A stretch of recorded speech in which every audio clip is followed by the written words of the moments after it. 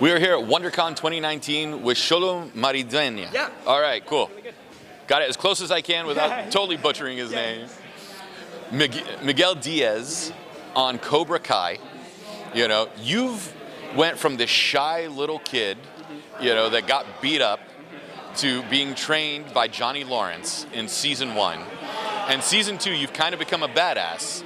So what's it like to see your character develop in 2 seasons and kind of not become the jerk, but be able to stand strong for yourself? Yeah, so I would definitely agree with what you said.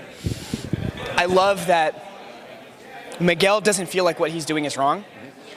What he wants more than anything is to make Johnny Lawrence proud, and because of that, sometimes that means, yes, doing something that's not, you know, favored in the competitive world, but I find it really not even admirable, but it's very real, especially being a teenager, going through high school, figuring out where you belong, figuring out who you are, like, not even compatible with, but figuring out who you vibe with and figuring out who you connect with. It's something that's very real to not only the high school experience, but just the experience that a lot of adults go through.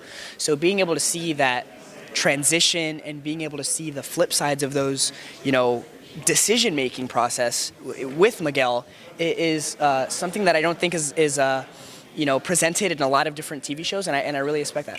And Johnny is the only father figure Miguel has at this point. And same way Johnny had a father figure that wasn't as supportive or was really hard on him, so then he had to go with John Kreese. So it's kind of a pattern that we're seeing. It's coming full circle. It's not the exact same thing, but it is very similar. Yeah.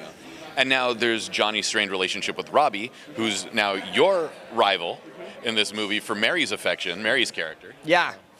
You know, having this weird love triangle is something that I think is super great, because going into season 2, it's the stakes are gonna be even raised. So, you know, I don't want to say too much, but what we have going on in season 2 isn't a traditional, you know, it's not going to be predictable, and for that, I really admire that. And in season 3, we hope to see Mike Barnes and Terry Silver, you know, continue their roles from Karate Kid 3, and just keep the ball rolling, so we have more than a handful of seasons. Yes, absolutely. I think, you know, anyone from the Karate Kid pantheon can appear at any second. So I would say keep your eyes peeled for stuff behind the scenes, for Easter eggs here and there, because there are people that are going to trickle in. Right. Hilary Swank, we're looking at you. Yeah, exactly, yeah. Hilary Swank, yeah. Xolo, where can we find you on social media so we can follow you everywhere? Yeah, so my Instagram and Twitter is the same thing. It's Xolo Maridueña. That's XOLO_MARIDUENA, and everything is the same. All right, brother. Awesome. It's great seeing you again. Take care.